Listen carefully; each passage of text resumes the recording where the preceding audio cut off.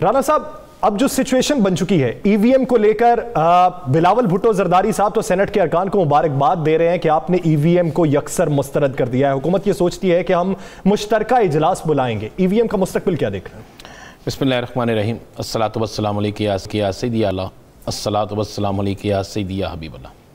देखिए, ईवीएम के हवाले से अपोजिशन जो है उसको एक दफ़ा फिर मुत्तहिद कर दिया गया और ये मुत्तहिद किया हुकूमत की अपनी पॉलिसियों ने।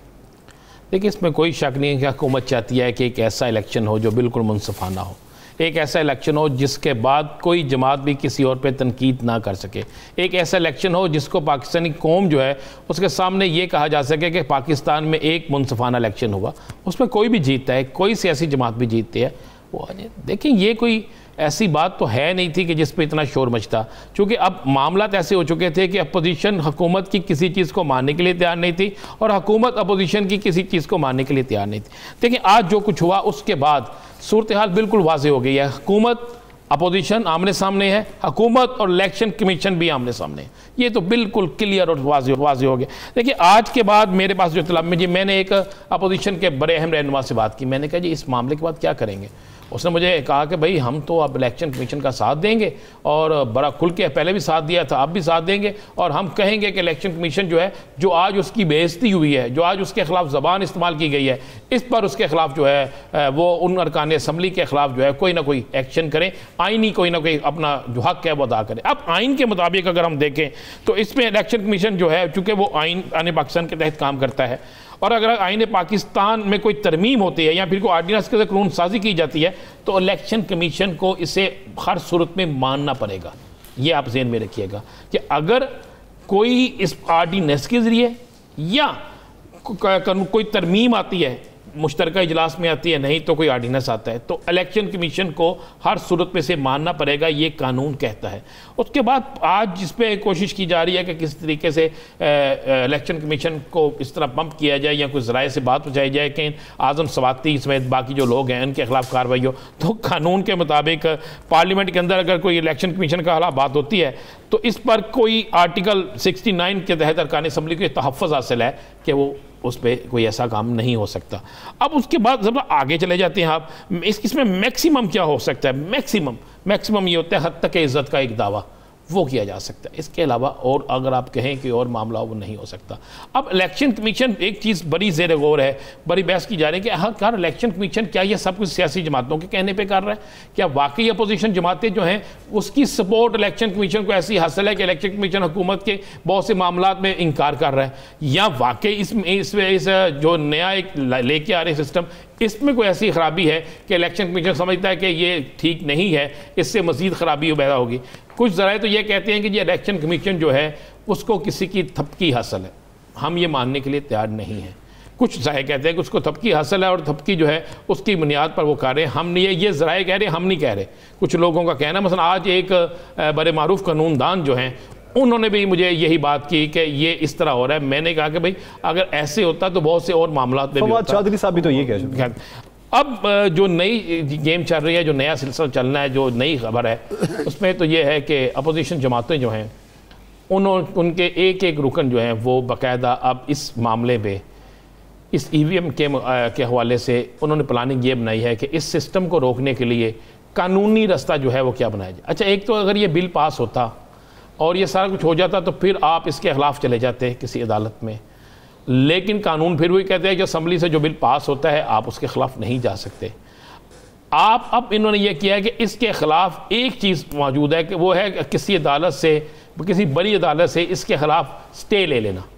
अगर इसके खिलाफ स्टे ले लिया जाता है और स्टे के बावजूद भी कोई कानून साजी हो जाती है तो फिर इलेक्शन कमीशन को इख्तियार हासिल है कि वो इसको रोक सकता है। अब ये वाला हरबा जो है वो इस्तेमाल करने की कोशिश की जाएगी। और दूसरा जो है, आइंदा कल जिनका फैसला हो जाएगा अपोजिशन का, मुश्तरका जो पार्लियामेंट का इजलास है उसके बाद इनका ये फैसला हो जाएगा। ईवान सदर साहब की तकरीर के बाद भी ये फैसला करेंगे। उसके बाद इन्होंने बाइकआउट करने का फैसला किया, बाइकआउट, लेकिन उसके बाद एक भरपूर एहतजाज का फैसला हुआ है। ये एहतजाज होगा इस्लामाबाद में और ये अरकान पार्लियामेंट एहतजाज करेंगे अपोजिशन के, और ये एहतजाज हुकूमत के ख़िलाफ़ और इलेक्शन कमीशन के हक़ में होगा। ये पहली दफ़ा बड़ा अजीब सा होगा कि अपोजिशन जो है वो इलेक्शन कमीशन के हक़ में और हुकूमत के अलावा एहतजाज करेगी, वही अपोजिशन जो कुछ अर्सा पहले इसी इलेक्शन कमीशन के चीफ इलेक्शन कमीशन के खिलाफ इसी के दफ्तर के बाहर एहतजाज करी। ये एक प्लानिंग है और ये मामला मुझे हल होता नज़र नहीं आता। और इसमें आईनी तौर पर देखा जाए तो जब तक हुकूमत इसका आर्डिनेंस नहीं लाती है, बिल मंजूर नहीं करती, उस वक्त तक हुकूमत भी जो है वो हवा में खड़ी है। जब तक आर्डिनेंस नहीं आता, बाकायदा कानून नहीं बन जाता, तब तक हुकूमत हवा में है। राव साहब, आप क्या राय रखते हैं? अपोजिशन ये कहती है कि ईवीएम का आइडिया मुस्तरद हो जाने पे हुकूमत इलेक्शन कमीशन को धमकाने पे उतर आई है। फवाद चौधरी साहब ने आज कह दिया कि chief election commissioner mouthpiece बन चुके हैं, और साथ ही साथ उन्होंने ये भी कह दिया कि उनका नवाज शरीफ साहब से करीबी ताल्लुक है, इसलिए वो उनकी जुबान बोल रहे हैं। तो ये इदारों के माबैन लड़ाई नहीं हो जाएगी? देखिए, लड़ाई तो हो चुकी है, शुरू है अब लड़ाई। अब इससे ज़्यादा क्या होगी कि वो स्वाति साहब कह रहे हैं आग लगा दें इसको, और ये पैसे ले रहे हैं, और वो मेरा ख्याल है रिएक्ट उन्होंने पहले भी किया था, इलेक्शन कमीशन ने, अब फिर करेंगे। देखिए, दो पहलू हैं इसके। एक तो है टेक्नोलॉजी का इस्तेमाल, जो बुनियादी चीज़ है, तो उस पर तो जो क्वेश्चन उठा रहे हैं वो तो उनकी बदनीयती है, जो भी हैं लोग या गड़बड़ फैलाना चाह रहे हैं उसकी बुनियाद पे, टेक्नोलॉजी की बुनियाद पे, इससे कोई गड़बड़ हो जाएगी। उसके दुनिया भर में टेक्नोलॉजी इस्तेमाल हो रही है, मुख्तलिफ शोबों में हो रही है, बैंकों में हो रही है, करोड़ों अरबों रुपए डॉलरों में ट्रांसफ़र होते हैं उसके ज़रिए, बड़ी सीमलेस जिसको कहते हैं ट्रांजैक्शंस होती हैं। आप क्रेडिट कार्ड यूज़ करते हैं, और इस तरह की बहुत सी अभी ऑनलाइन आ गई है, टैक्स कलेक्शन सारी पाकिस्तान में इतनी ज़्यादा ऐप्स आ गई हैं।